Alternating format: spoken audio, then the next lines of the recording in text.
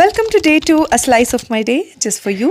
ಬೆಳಗ್ಗೆ ಎದ್ದ ತಕ್ಷಣ ಎಷ್ಟು ಪೀಸ್ಫುಲ್ ಅನ್ಸುತ್ತಲ್ವಾ. ಸೊ ಇವತ್ತು ನಾನು ಸ್ಪ್ರೌಟ್ಸ್ನ ಬಳಸಿ ದೋಸೆನ ಮಾಡ್ಕೋತಾ ಇದ್ದೀನಿ. ಆಲ್ಸೋ ಏನಾದರೂ ವೆರೈಟಿ ಮಾಡಬೇಕಂದ್ರೆ ತುಂಬಾ ಇಷ್ಟ. ದಿನಕ್ಕೆ ಒಂದ್ಸಲಿ ಆದರೂ ಏನಾದರೂ ಈ ಥರ ಫ್ಯಾನ್ಸಿಯಾಗಿ ಮಾಡ್ಕೊಂಡು ತಿನ್ನಬೇಕು ಅಂತ ಇಷ್ಟ.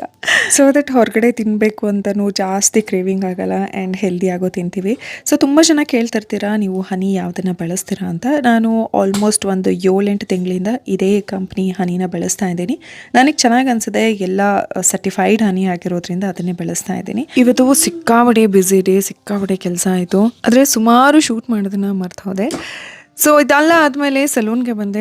ಇವತ್ತು ನಮ್ಮ ದಿಲ್ಮಾರ್ ಸಿನಿಮಾದ ಟ್ರೈಲರ್ ಲಾಂಚ್ ಇದೆ, ಆ ಇವೆಂಟ್ ಇತ್ತು. ರೆಡಿಯಾಗಿ ನನ್ನ ಜೀವನದ ಒಂದು ಪುಟ್ಟ ಫೋಟೋಶೂಟ್ ಕೂಡ ಮುಗಿಸ್ಕೊಂಡು ಇವೆಂಟಿಗೆ ಬಂದೆ. ನೋಡಿ, ಎಲ್ಲ ಸಿನಿಮಾಗಳ ಮಾಹಿತಿ, ಸೆಲೆಬ್ರಿಟಿಗಳ ಮಾಹಿತಿಯನ್ನು ಕೊಡುವಂತಹ ಪಪರಾಜಿಸ್ ಯಾವಾಗಲೂ ಮೊಬೈಲ್ ಕ್ಯಾಮ್ರಾನ ನಮ್ಮ ಮೇಲೆ ಹಿಡಿದಿರ್ತಾರೆ. ಸೊ ಹಾಗಾಗಿ ನಾನು ಇವನ್ನೆಲ್ಲ ಕ್ಯಾಪ್ಚರ್ ಮಾಡೋಣ ಅಂತ ಕ್ಯಾಪ್ಚರ್ ಮಾಡಿದೆ. ಇವೆಂಟು, ಶೂಟ್ಸು ಇದೆಲ್ಲ ಫಿಸಿಕಲ್ ಟಯರ್ಡ್ನೆಸ್ಗಿಂತ ಮೆಂಟಲ್ ಟಯರ್ಡ್ನೆಸ್ ತುಂಬಾನೇ ಅಂತ ಅನ್ಸುತ್ತೆ.